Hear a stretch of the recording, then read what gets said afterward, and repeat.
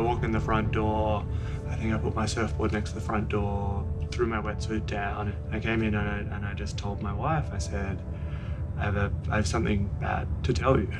I think I just pulled a dead guy out of the water.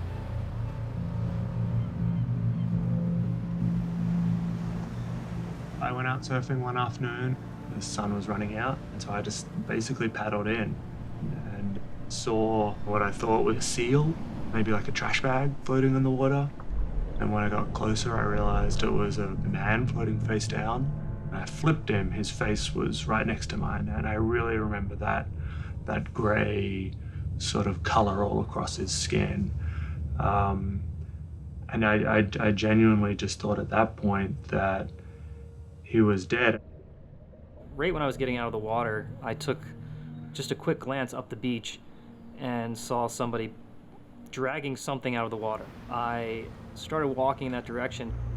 I suppose I thought he was dead already, but we should do everything we could. I got him to the shoreline. One of the people who had been surfing down the beach ran up, and he identified himself as a doctor. I checked for a pulse. There was nothing. They were so far removed from life. They started doing CPR. Compressions are done to maintain blood flow to the brain. Eventually, the oxygen is going to run out, and most of the time it's not successful. A few minutes later, when surf rescue arrived, that was the first time we checked for a pulse since we started CPR, and he had one. It was weak, but it was there. The EMTs were trying to pump air into his lungs, and he actually started to move a little bit on his own, and then he started initiating his own breaths. He was taken away in the ambulance, and I'm thinking, what happened while this person was not breathing? How long were they underwater, and how long were they without oxygen?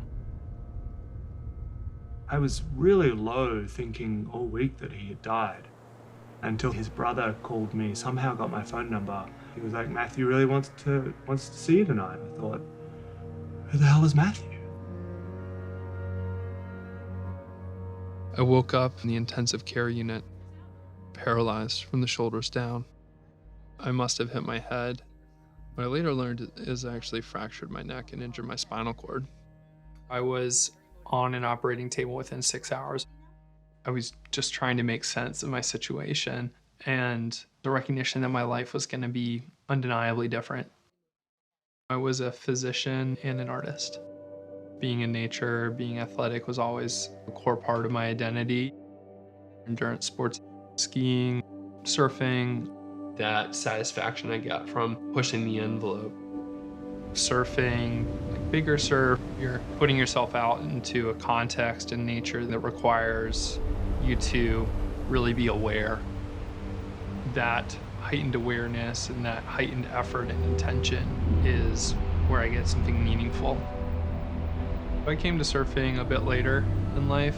Before that, I was a skier, and I would ski in the backcountry. I took it to this level that was pretty intense. I was trying to get sponsorship. And one of the lines that I skied, basically the line of my life, I ended up winning the Natural Air Award for Powder Magazine Video Awards. I think behind all of that, there was the essence of why I was doing it, which was really exploring my own limits. At the end of my time skiing, I knew that I wanted to try to make a career out of helping people.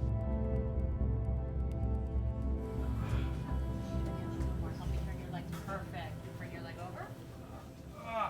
Okay. Woo. Can I help him do the X? Oh, look at that. Look at you. Feel her? Well, that's good. It's like remembering a dream, but a little bit more powerful. I'd actually been surfing that morning, so I decided to get a pair of swim fins and go out body surfing. This is just about being in the water.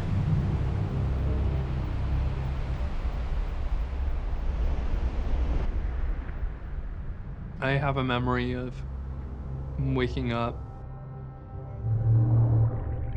and I was floating face down. I had injured myself in some way. I wasn't able to move.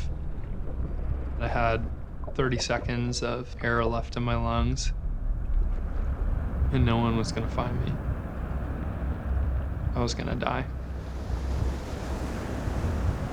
I just screamed as loud as I could, all the air out into the ocean, the bubbles coming out of my mouth. Everything went dark.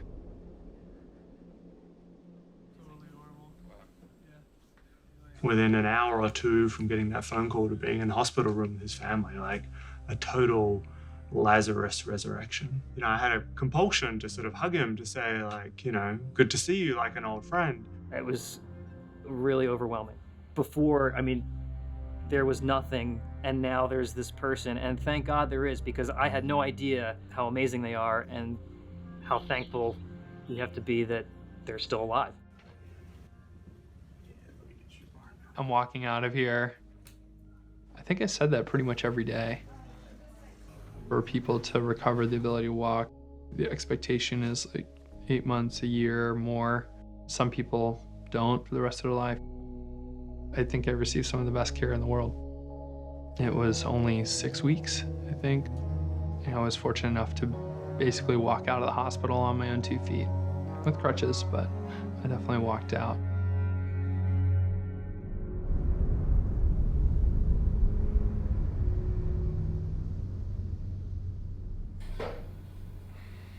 A week in the ICU, about 2.5 months in the hospital, another like month or so with my parents, and now almost a month on my own.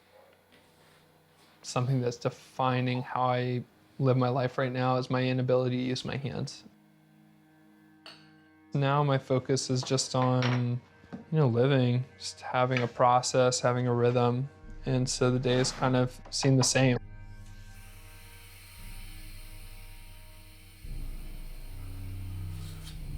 You just never know when life is going to change in some really like radical and unexpected way, and that I think is always waiting for us in a year.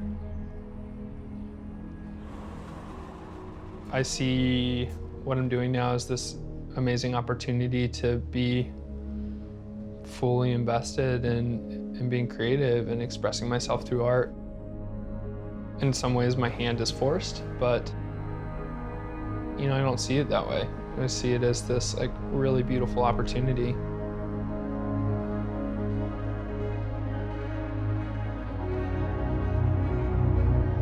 In the hospital, I was working with an art therapist to start making art.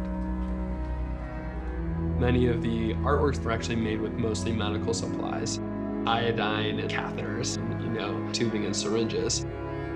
I think somehow I managed to coax the materials into something that looked like a, just kind of a normal painting.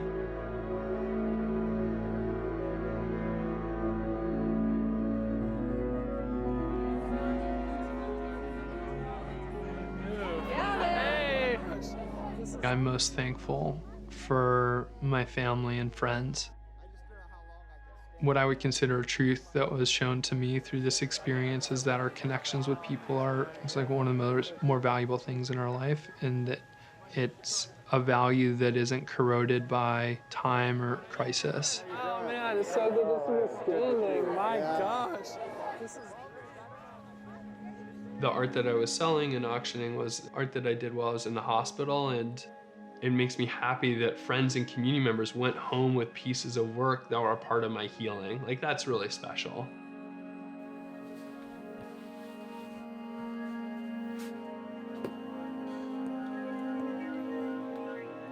I choose a repetitive motion, and I put a small amount of weight around my disabled limb, which is my right arm.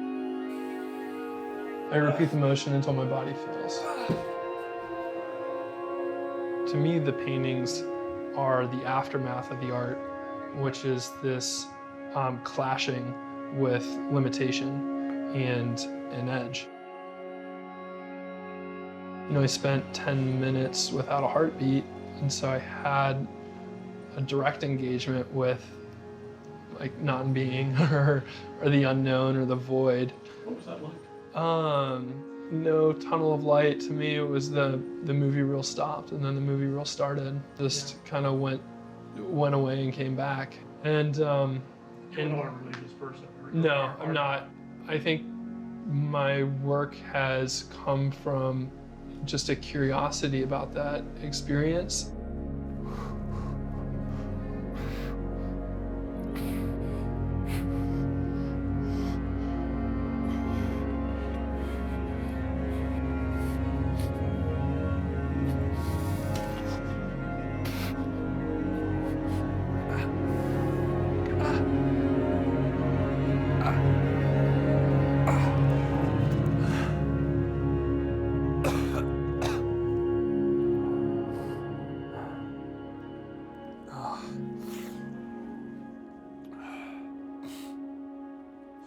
I am still unpacking what the significance of my death experience has on my life.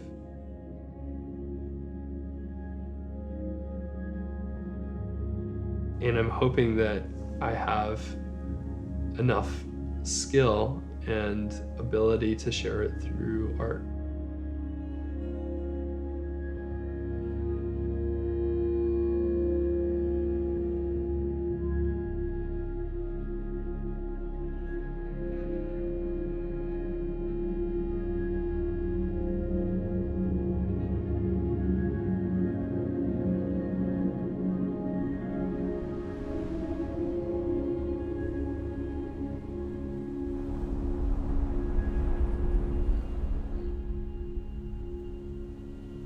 I used to be in the ocean every day. I still love being near it. My goal was to be surfing again before my year anniversary of my injury.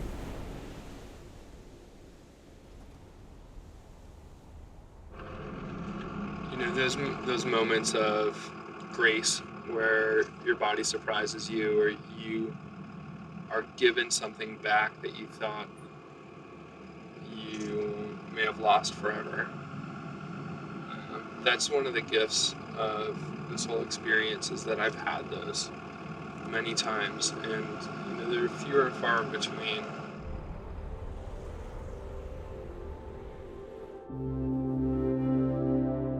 When it's hard to see the change, it can become a little grueling, because my body is definitely not normal.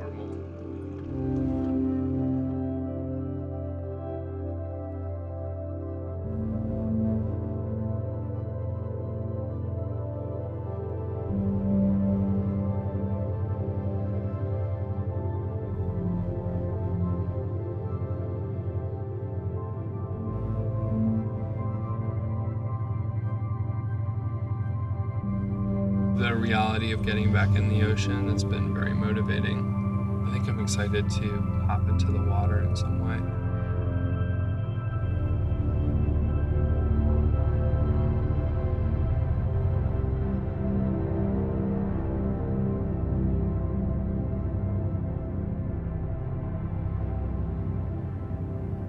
Thanks so much for getting this all set up. Really cool. Yeah, no problem.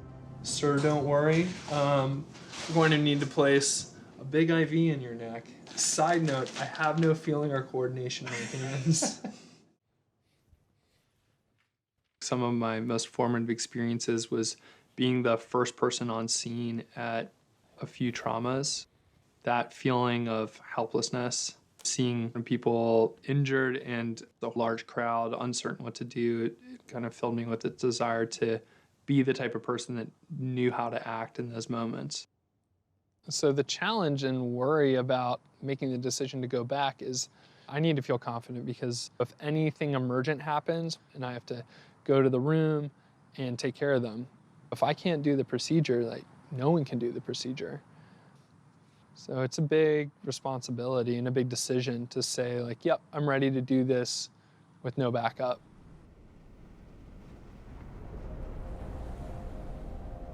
Once I woke up in the hospital, I was so focused on just getting through each day. I don't know if I ever really had a moment of acknowledgement of like what really happened, just how close I came to dying.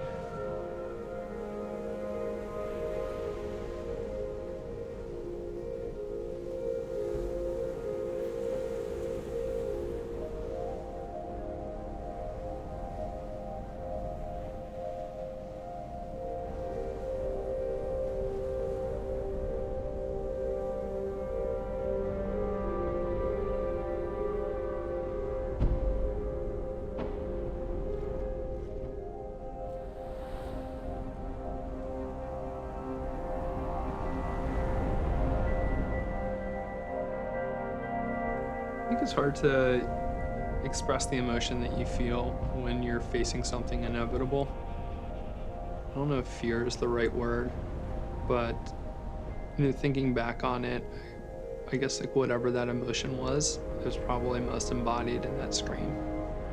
It's a bit of everything. It's a bit of like refusal, of acknowledgement of the inescapable nature of the situation, of fear, and it's all wrapped up in there.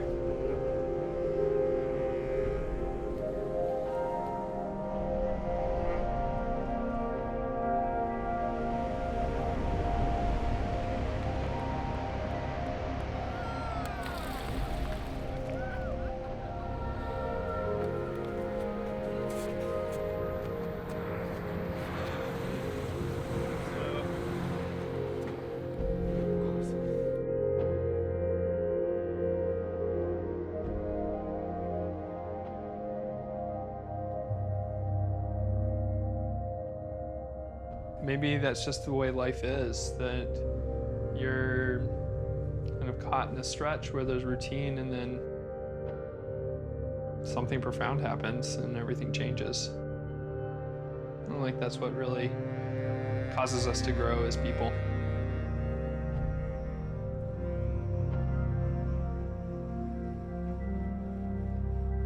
The first year was, after my injury, was a space where my sole responsibility was to heal. And a part of that became this process of making art. And as it's transitioned to now, with the second year, I'm trying to find a place in the world and a way to make a living again after breaking my body.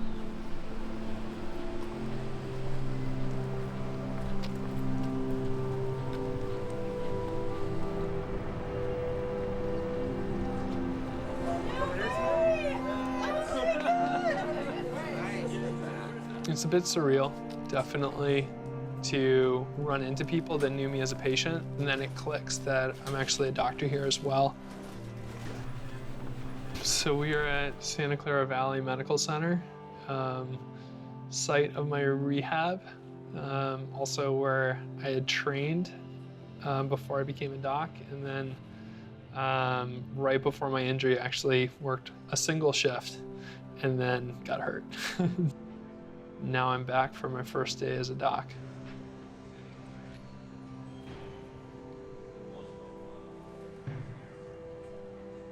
It was a long way. I remember when I used to get my feet and arms taped to that. So it's been like a pretty wild journey. Ah, there we go. Yeah, look at this. Are you actually working today? Yeah. First day as a doc. How's it going? Pretty crazy. Well, I start in about an hour, but I got in the ocean, which is pretty wild. How was that, like, emotionally? Not even physically, it was pretty wild. I mean, it was pretty intimidating. Yeah, but I'm not sure I'd be anywhere near the ocean. I don't know. Good, Yeah, that's great. it was meaningful. What'd you do in it? I tried to surf.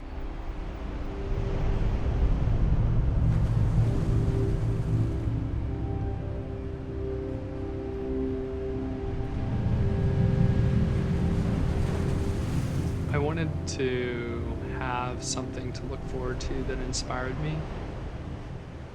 I think the challenge of returning to the ocean, to returning to surfing, was something that seemed extremely difficult and unlikely, and also personally meaningful.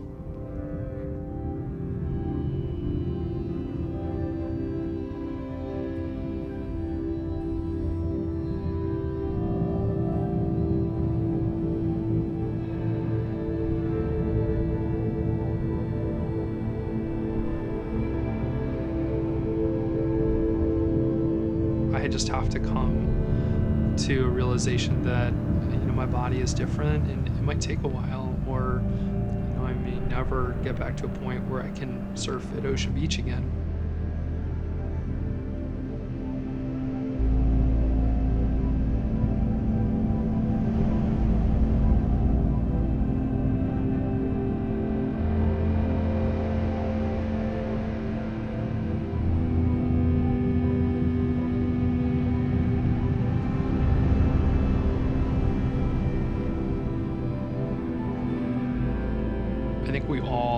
always fighting with their own minds.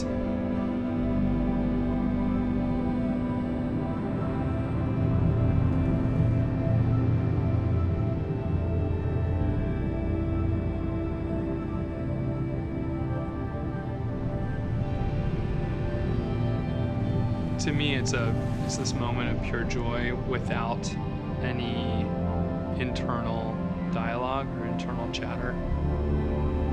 It's such a gift to not have that even for a moment.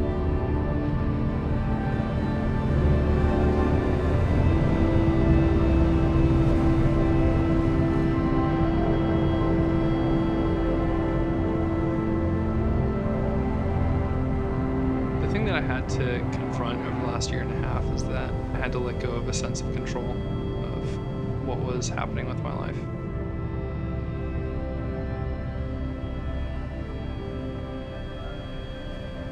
You can only move forward.